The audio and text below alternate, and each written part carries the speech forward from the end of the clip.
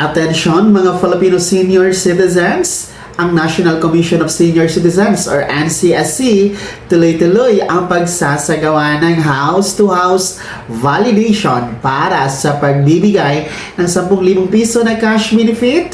Pag-uusapan natin sa video na ito. Hold up.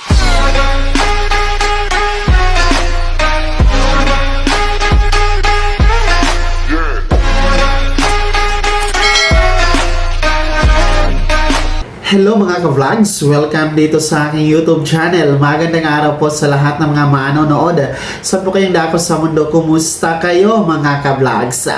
Makinig ha mga senior citizens sapagkat tuloy-tuloy pa rin po ang isinasagawang house-to-house validation, house-to-house visit ng NCSC para po sa pagbibigay ng 10,000 piso na cash benefit.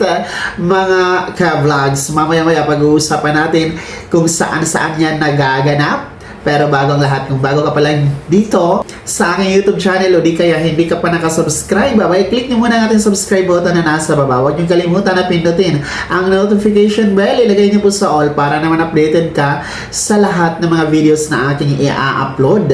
So ito na nga po mga lolo at lola sapagkat posted po sa Facebook page ng National Commission of Senior Citizens or NCSC ang patuloy pa rin po na pagsasagawa ng house-to-house visit, house-to-house validation, house-to-house interview para sa ating mga senior citizens po na target na benepisyaryo dito sa Expanded Centenarian Act cash benefit na 10,000 pesos sa ilalim po ng Republic Act 11982. At ito nga po ay isinagawa kamakailan sa Region 1, particular po dyan sa probinsya ng La Union.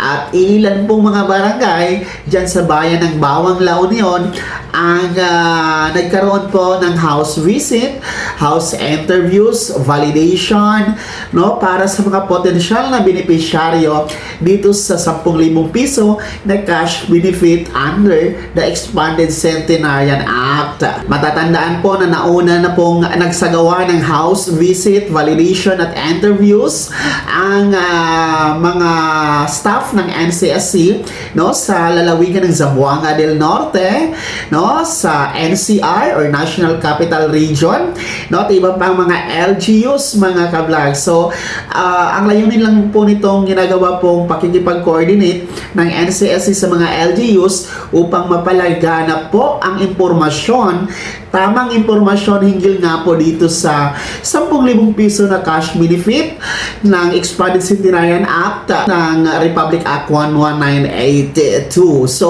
para po ito sa mga merong edad, insaktong edad na 80, 85, 90 at 95, 80, 85, 90 at 95 years old na magkaroon po ng 10,000 piso na cash benefit bigay po ng gobyerno sa ilalim po ng NCSC. So mahalaga ito, at least kahit papaano po ang NCSC na po mismo ang nagsasagawa ng house visit, mismo ang NCSC na po ang pumupunta sa bawat tahanan ng ating mga senior citizen upang alalayan ang pag-fill up ng application form, pag-submit ng requirements hanggang sa mabuo po ang buong proseso sa aplikasyon dito sa Centenarian Act or Expanded Centenarian Act at nang makakuha po ng 10,000 piso itong ating mga benepisyaryo sa nasabing batas. So sa mga LGU po, sa mga senior citizen, antayin nyo po sa inyong mga LGU, baka sa susunod na kayo na po ang next schedule na magkaroon po ng house visit ng ating NCSC. O di kaya pumunta kayo sa OSCA office na nasa LGU ninyo, mag-fill up kayo ng application form. Available po yan sa OSCA office na nasa munisipyo or city hall ninyo mga ka-vlogs ha.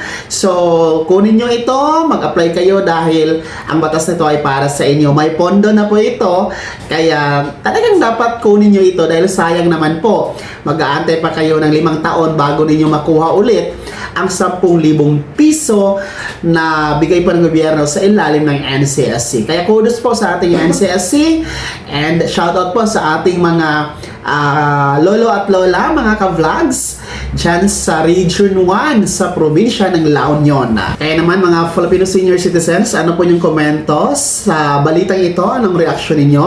Ibahagi nyo po sa comment section na nasa baba. Pakilakip na buong pangalan kung taga saan kayo. Bago ako magtapos sa video na to, kung gusto nyo pong sumuporta sa aking YouTube channel, maaari nyo pong i-click ang ating super thanks button na nasa baba. Sa mga gusto maging miyembro, pwede po.